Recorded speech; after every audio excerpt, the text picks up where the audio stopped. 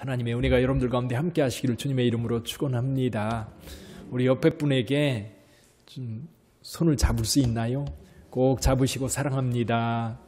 예, 사랑합니다. 예, 예.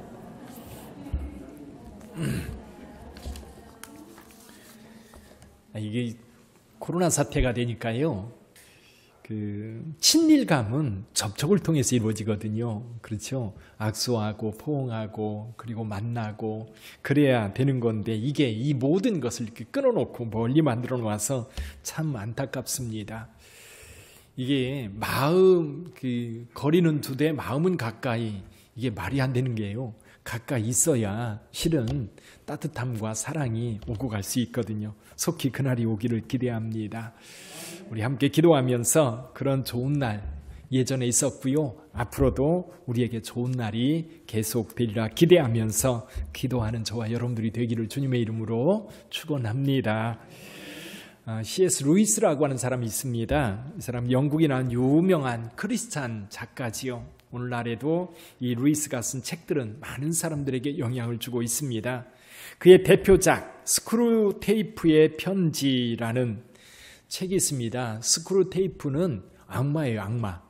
아주 노련한 악마가 이 사람들을 유혹해서 하나님으로부터 멀어지게 하고 악마의 소유가 되게 만들어야 되는데 후배 악마에게 인간을 유혹하는 방법을 가르치는 그런 내용입니다. 그 중에 한 가지가 뭐냐면 이런 거예요. 인간의 의지를 자꾸 꺾어놓는 거예요. 자꾸 꺾어놓으면 결국 자기 인생을 포기하게 되는 거지.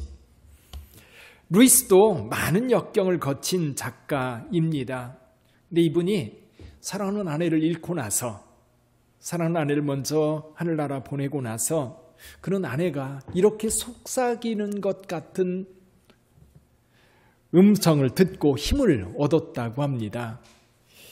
여보, 슬픔을 당한 곳은 눈물의 골짜기지만 기운 내세요. 그곳은 삶의 또 다른 시작이지요.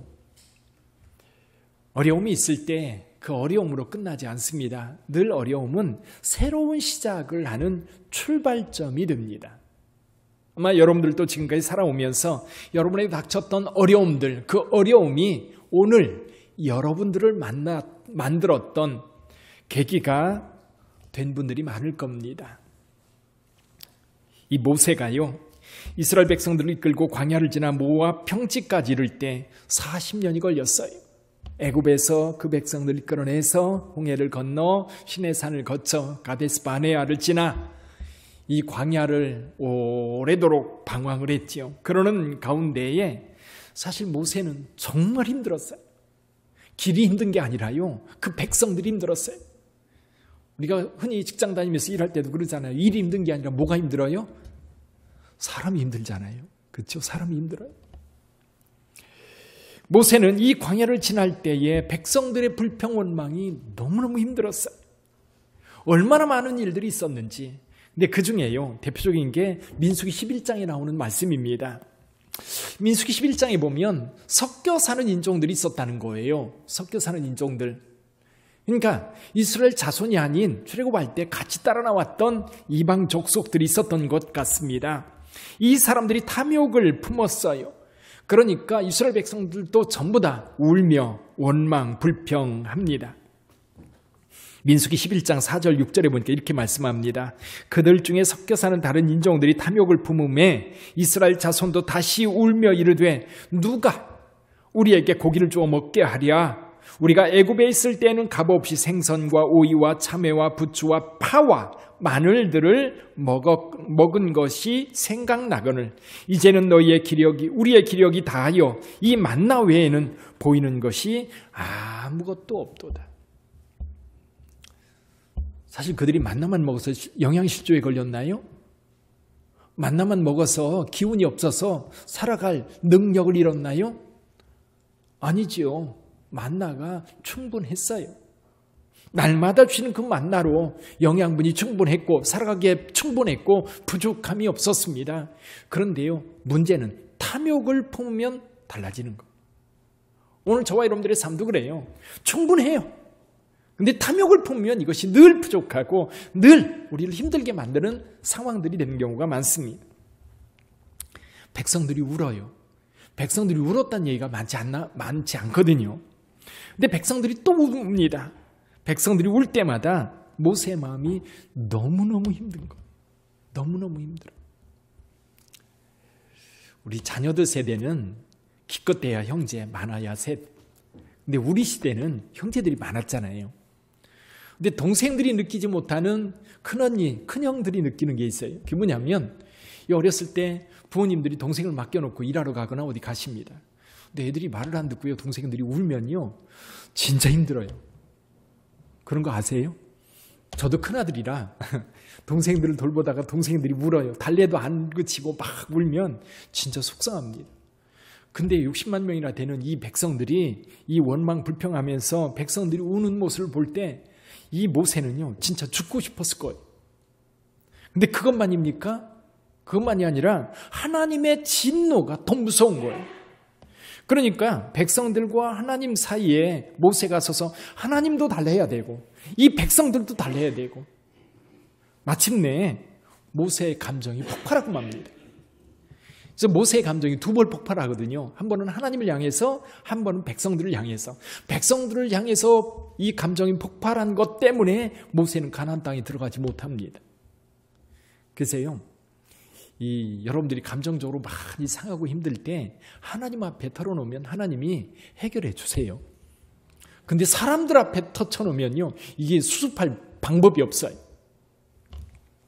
모세는 여기에서 하나님 앞에 자기 감정을 털어놓는데 이렇게 털어놓습니다. 11절 이하에 보니까 모세가 여호와께 여쭈아오되 어찌하여 주께서 종을 괴롭게 하시나이까 어찌하여 내게 주의 목전에서 은혜를 입게 아니하시고 이 모든 백성을 내게 맡기사 내가 그 짐을 지게 하시나이까.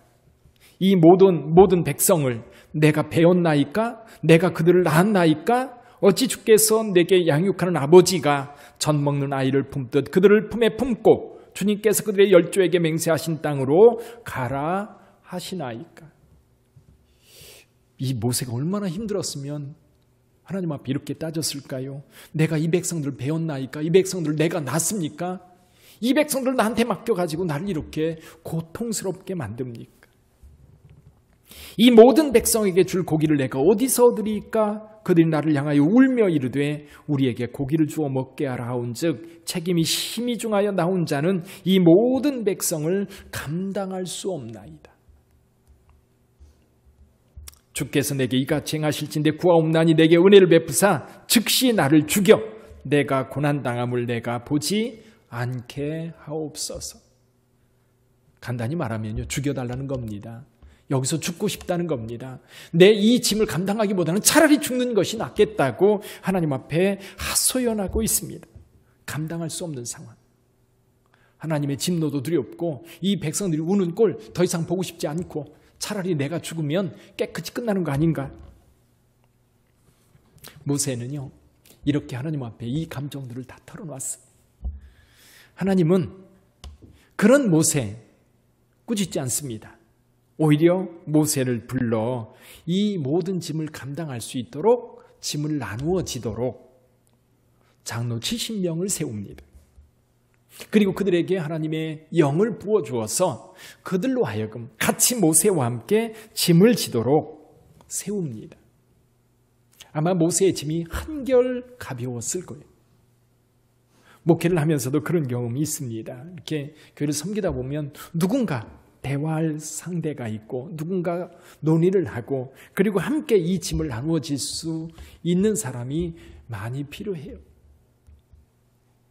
모세는 이 모든 짐을 혼자 지고 가는 것에 대하여 너무 고통스러워서 이제 쓰러져 그 짐에 깔려 죽을 위기에 있었는데 우리 하나님께서 그 짐을 나누어지도록 배려해 주셨던 겁니다. 이런 어려움은요, 새로운 길을 여는 계기가 되는 것 같아요. 오늘 본문의 말씀은 베드로 이야기입니다. 베드로가 언제 예수님을 처음 만났습니까? 갈릴리 바다. 그물을 손질하고 있다가 예수님의 부름을 받았던 베드로입니다. 아침에 밤새도록 그물을 내렸지만 고기 한 마리도 잡지 못했어요. 그때에 몇몇 사람들이 나타났는데 그 중에 한 사람이 예수님이셨어요. 누가복음에 보면 예수께서 베드로에게 말합니다. 그 베드로의 배에 타고서 말씀하시죠. 육지에서 조금 떼어주십시오. 그리고 거기에서 사람들을 가르치다가 예수님께서 말씀하셨어요. 깊은 데로 가서 그물을 내려보시. 베드로가 말합니다. 밤이 맞도록 그물을 내렸지만 한 마리도 잡지 못했습니다. 그러나 말씀을 의지하여 그물을 내리겠습니다. 그리고 배를 몰고 깊은 데로 가서 그물을 내렸는데 고기가 얼마나 많이 잡혔는지 그물이 찢어지도록 잡힌 거예요. 그래서 이 해변에 있던 동료들을 불러서 고기를 끌어올렸는데 2배에 가득 채워져서 배가 잠길 정도가 되었던 겁니다. 근데 그때 베드로는요, 이 고기를 보면서 흥분했던 게 아니라 주님을 봤던 거예요. 예수님을 봤던 거예요. 예수님을 보면서 베드로는 이렇게 고백합니다. 주여, 나를 떠나소서, 나는 죄인입니다. 이때 예수님께서 베드로를 부르지요. 너로 사람을 낚는 어부가 되게 하겠다. 그 뒤로 예수님을 따랐습니다. 베드로는 그 예수님을 따르면서 과거에 미련이 없었어요. 배에 대한 미련도, 고기에 대한 미련도, 가족에 대한 미련도, 고향에 대한 미련도 더 이상 베드로를 붙잡지 않았어요. 오직 예수 그리스도만 바라보고 따랐습니다. 근데요, 베드로가 예수님을 따르면서 경험한 게 뭡니까? 배운 게 뭡니까? 그가 안 게 뭡니까? 사실 베드로는 예수님을 따르면서 날마다 새로웠어요. 날마다 놀라움의 연속이었어요. 예수님과 함께하면서 귀신이 쫓겨나는 것을 봤습니다. 병자가 낫는 것을 봤어요. 여리고에서 이 바디메오의 맹인이었던 바디메오가 눈을 뜨는 것을 봤어요. 나병 환자, 아무도 가까이 하려 하지 않는데 예수님께서 그에게 다가가서 손을 대시면서 내가 원하는 이 깨끗함을 받으라 할 때에 그 나병 환자가 깨끗함을 받는 놀라운 사건 현장에 누가 있었어요? 베드로가 있었어요. 다볼산에 올라가면요, 남쪽으로 이렇게 바라보면 약간 왼쪽에 동남쪽에 모래산이라고 있어요. 이 다볼산보다는 좀 낮습니다. 다볼산에 올라가서 내려다보면 이렇게 내려다 보여요. 근데 그 모래산 서쪽에 조그마한 마을 하나가 있습니다. 나인이라고 하는 마을. 예수님께서 제자들과 함께 그 마을로 들어가고 있는데 한 무리가 밖으로 나오고 있는 거예요. 가만히 보니까 그 무리는 장례 무리였어요. 지금 장례를 치르고 있는 거예요. 상여를 메고 앞에 사람들이 가고 뒤에 사람들이 따라오는데 그 상여에는 죽은 청년의 시체가 있었고 그 뒤에는 아들 하나 의지하고 살았던, 그래서 그 아들을 먼저 떠나보내면서 눈물을 흘리는 여인이 뒤따르고 있었어요. 예수님께서 그 상여와 마주쳤을 때에 그 상여를 멈추게 하고 그 상여 안에 누워있는 청년의 시신을 향해서 말씀하십니다. 그리고 그 청년을 일으켜 세웁니다. 그 옆에 있던 베드로 어떤 느낌이었을까요? 여러분이 그 옆에 있었다면 어떤 느낌이었을 것 같아요? 유대인들은요, 시신은 부정하기 때문에 그날 죽으면 그날 장례 치릅니다. 그리고 상여는 가까이 하지 않아요. 가버나움의 회당장이었던 야이로라고 하는 사람이 예수님을 급하게 찾아왔어요. 내 딸이 죽게 되었으니 빨리 오셔서 내 딸을 고쳐달라고. 그래서 예수님도 기꺼이 갑시다. 가다가 여러 가지 사건들이 있었어요. 이제 지체되고 있는 사이에 또 한 사람이 와서 말합니다. 당신의 딸이 죽었습니다. 금방 야이로의 눈에 눈물이 그렁그렁 맺힐 때에 예수께서 그에게 말씀합니다. 두려워 말고 믿기만 해라. 두려워 말고 믿기만 해라. 그리고 예수님께서 야이로의 집에 가서 그 소녀가 누워있는 방, 죽어있는 그 방에 들어가는데요, 아무도 따라오지 못하게 하고 누구만 데리고 들어가요? 베드로와 야고보와 요한만 데리고 그 방에 들어가요. 이제 다른 사람 못 봤어요. 베드로는 그 현장에서 예수님께서 그 소녀의 손을 잡고 일으키면서 달리다쿰, 내가 말하는 이 소녀야 일어나라. 그럴 때 그 소녀가 일어나 앉아있는 모습을 보면서 무슨 느낌이었을까요? 베드로는 이런 사건 현장에서 그 모든 것을 보면서 예수님의 능력을 맛봤습니다. 게다가 예수님께서 가르치시는 하나님의 나라의 윤리나 하나님 나라 말씀은 정말로 귀에 쏙쏙 들어올 뿐만 아니라 삶을 새롭게 하는 정말로 귀하고 귀한 말씀들이었어요. 네요, 거기서 끝나지 않았어요. 예수님께서 베드로를 비롯하여 제자들 둘씩 짝지어서 전도하라고 보낼 때에 베드로는 그 현장에 가서 예수님과 함께하면서 예수님이 하는 것을 본 게 아니라 자기가 예수님 흉내내면서 예수의 이름으로 명하노니 귀신아 나가라 할 때 그 귀신이 떠나는 모습을 봤어요.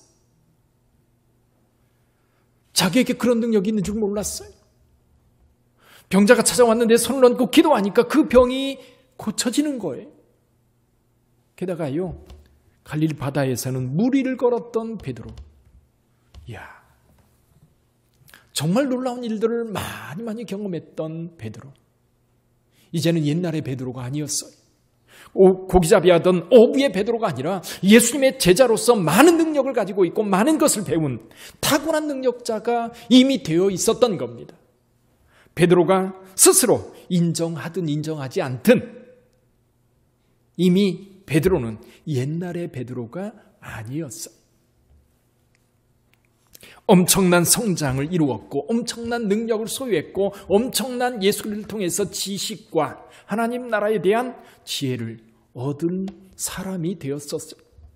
근데요, 이 모든 것이 한꺼번에 무너지는 사건이 있었어요. 이 모든 것, 정말 이제는 모든 것을 할 수 있고 예수님과 함께 천하도 뒤집어 엎을 만큼 그런 능력이 있을 거라고 스스로 생각했던 베드로. 근데요, 이것이 한꺼번에 무너져 내립니다. 예수님과 제자들이 마지막 만찬을 할 때에 예수께서 말씀하십니다. 너희가 다 나를 버리리라. 베드로 깜짝 놀랐어요. 그래서 이렇게 말하지요.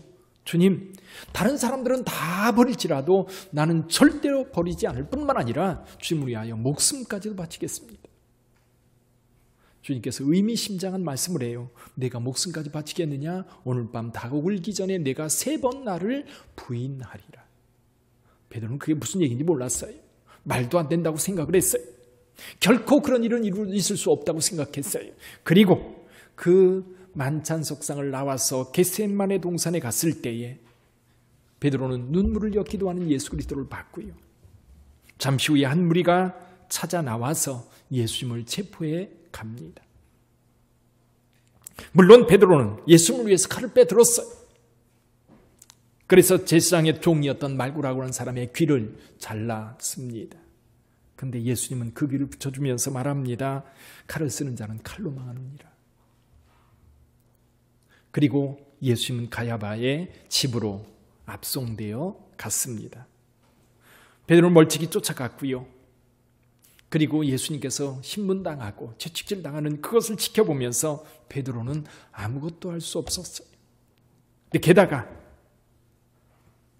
사람들이 묻습니다. 당신도 저 사람과 함께 있던 사람이지요? 라고 할 때 아니라고, 나는 저 사람 모른다고 딱 잡아떼기를 3번이나 합니다. 그때 닭이 웁니다.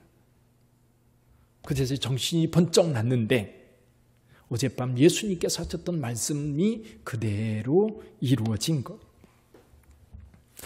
베드로가 3번이나 예수님을 모른다고 부인했던 상황, 사실 생각하면 생각할수록 용납할 수 없는 상황이었습니다. 인정할 수 없는 상황이었습니다. 베드로는 사실 예수님을 위해서 뭔가 할 수 있을 거라고 생각했어요. 근데 베드로는요, 예수님을 보호할 수도 없고 예수님을 위해서 싸울 수도 없었고 예수님이 신문당할 때 나서서 아니라고 변명조차 하지 못했습니다. 변명이란 그만두고 예수님을 3번씩이나 모른다고 딱 잡아댔던 베드로. 물론 누구나 위험이 닥치면 평소에 말했던 대로 행동하지 않습니다. 정의롭고 용감하고 자신 있게 의를 위하여 행동할 거라고 호언장담하지만 정작 자기가 위기를 당하면, 어려움을 당하면 자기 보호를 위해서 말하고 행동하는 것이 인간이지요. 죽기 싫고 모욕당하는 거 싫고 책임지기 싫고 상처받기 싫고 내가 가지고 있는 재물 손해받기 싫고 사람들에게 조롱당하기 싫고, 그러니까 부인하는 거예요. 아닙니다. 저는 아닙니다. 예수님을 위해 목숨까지 바치겠다고 혼장담했던 베드로, 그렇게 무너져 내렸어요. 그렇게 무너져 내렸어요. 그리고 예수님은 십자가에서 죽으셨고요. 이제 모든 것이 끝났습니다. 그런데 사흘 후에 예수님이 다시 살아나셨다는 소식을 듣습니다. 놀라서 무덤에 달려갔던 베드로, 그리고 그날 저녁 부활하신 예수님을 만납니다. 그런데 베드로에게는요, 전혀 흥분된 사건이 아니었어요. 베드로에게는 전혀 이것이 놀라운 사건이 아니었어요. 자기는 더 이상 예수님을 따를 만한 그런 존재가 아니라고 스스로 확신했던 것. 그래서 부활하신 예수님을 만났음에도 불구하고 베드로는 고기 잡으러 갈릴리 바다로 갑니다. 그게 오늘 말씀이에요. 그날 또 이 처음 예수님을 만났을 때와 동일한 모습이 지금 연출되고 있습니다. 아침에 제자들과 함께, 다른 제자들과 함께 그물을 내려 고기를 잡는데 고기가 없어요. 근데 바닷가에 한 청년이 서서 말합니다. 오른편에 그물을 내려보시오. 오른편에 그물을 내렸더니 고기가 잡혔는데 몇 마리나 잡혔어요? 끌어내서 세어보니까 153마리. 그리고 그 고기를 가지고 나왔더니 이미 불이 피어져 있고 떡이 구워져 있고, 그러면서 주님께서 말씀합니다. 잡은 생선 가지고 와라. 그래서 불 위에 구워 제자들에게 나누어 줍니다.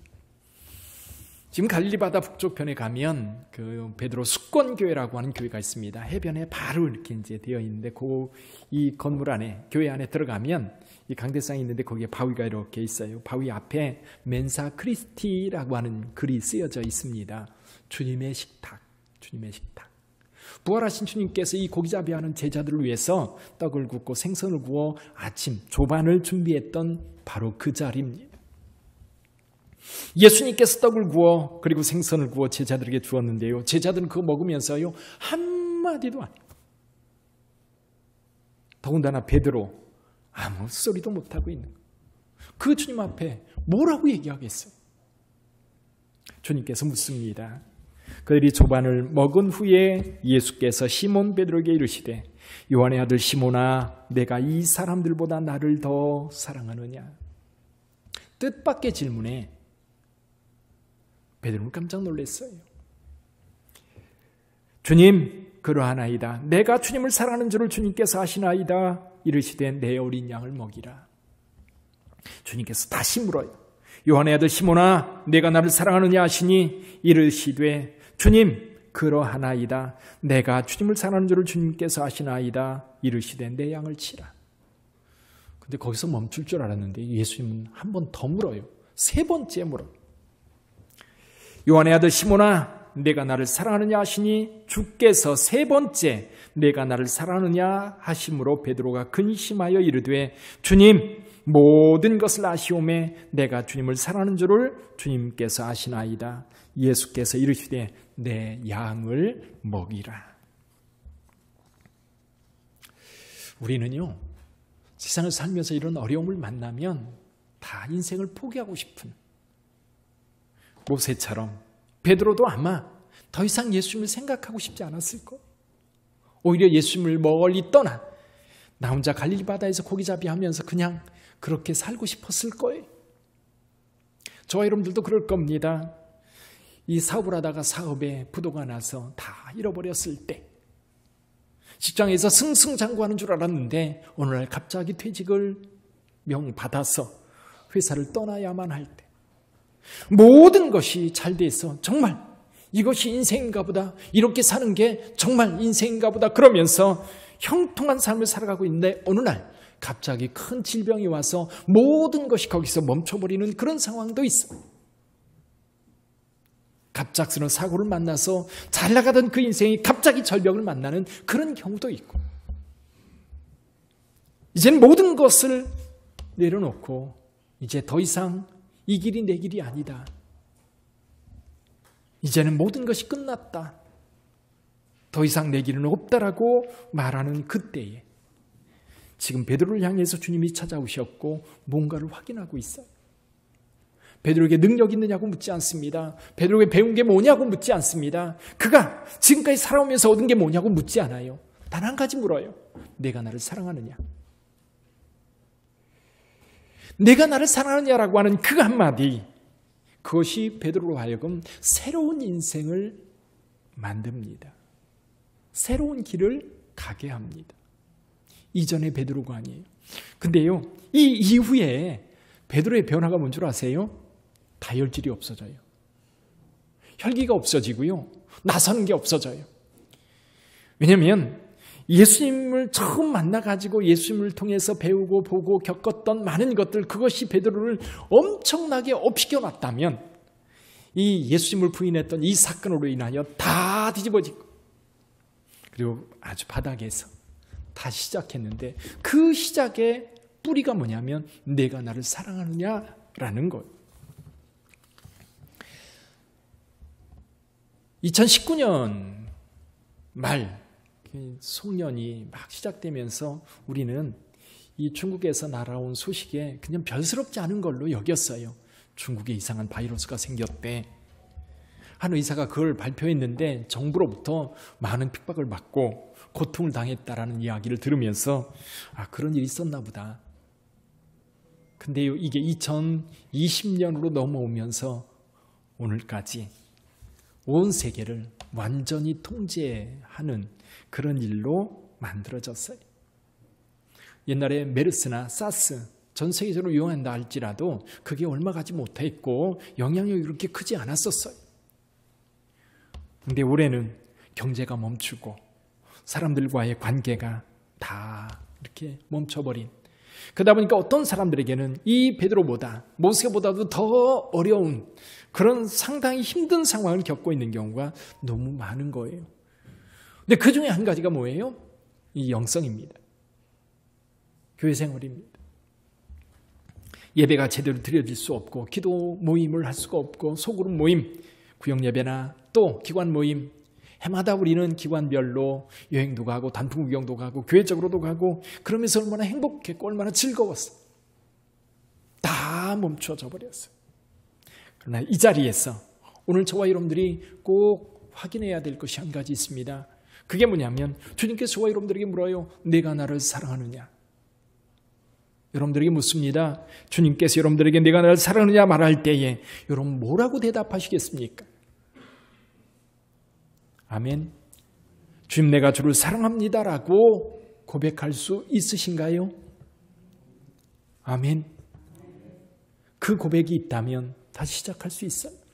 그 고백이 있다면 교회가 다시 일어날 수 있어요. 그 고백을 할 수 있다면 여러분의 믿음이 다시 살아날 수 있어요. 그 고백을 할 수 있다면 이제 저와 여러분들 통해서 하나님께서 하나님의 나라를 다시 시작하실 거예요. 하나님의 나라를 다시 저와 여러분들 통해서 이루실 거예요. 그 고백이 오늘 저와 여러분들에게 있기를 주님의 이름으로 축원합니다. 생각해보면 코로나 바이러스로 인하여 저와 여러분들이 어려움을 겪고 교회가 힘든 상황에 있다 할지라도 사실은 그거는 너무나도 약한 부분이에요. 그럼에도 불구하고 우리가 힘들고 어려웠던 시간들이었다고 한다면 이제 새로운 시작을 할 수 있다는 거지. 이제 저와 여러분들이 다시 힘을 내서 주님의 몸된 교회를 섬길 뿐만 아니라 주님의 역사를 다시 만들어 갈 수 있기를 주님의 이름으로 축원합니다. 기도하겠습니다.